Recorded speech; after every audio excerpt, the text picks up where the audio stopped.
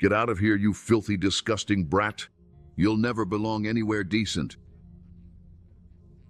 shouted the baker, right after Pedro asked in a low and embarrassed voice if he had any burnt cake that he was going to throw away that day.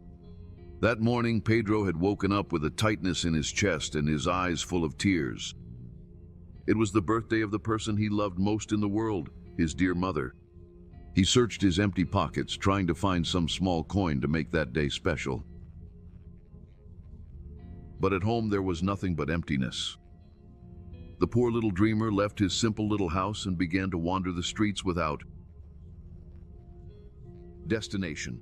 He felt bad for being too small and not being able to do anything for his mother, who surely would give her life for him. Attracted by the smell of warm cake, he stopped in front of the most well-known bakery in the neighborhood.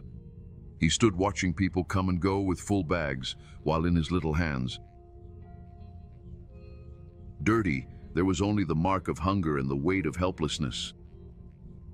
Even without courage, he approached the counter and asked in a low voice, "Excuse me, sir, do you have any burnt cake that you're going to throw away?"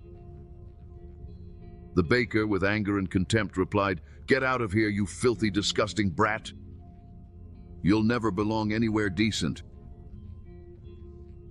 Pedro left without saying a word, walked to the back of the bakery, and collapsed on the ground and cried.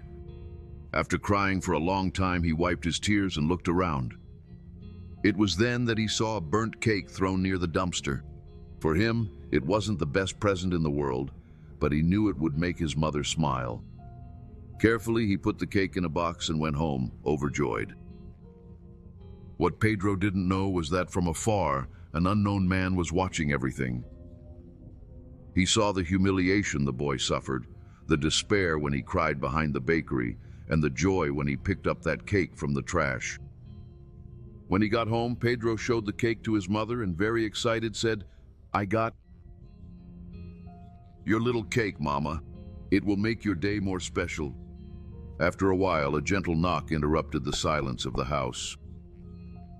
Pedro ran to the door and, upon opening it, saw a man with a serene presence and calm gaze. He was carrying bags full of food and a brand new cake in his hands.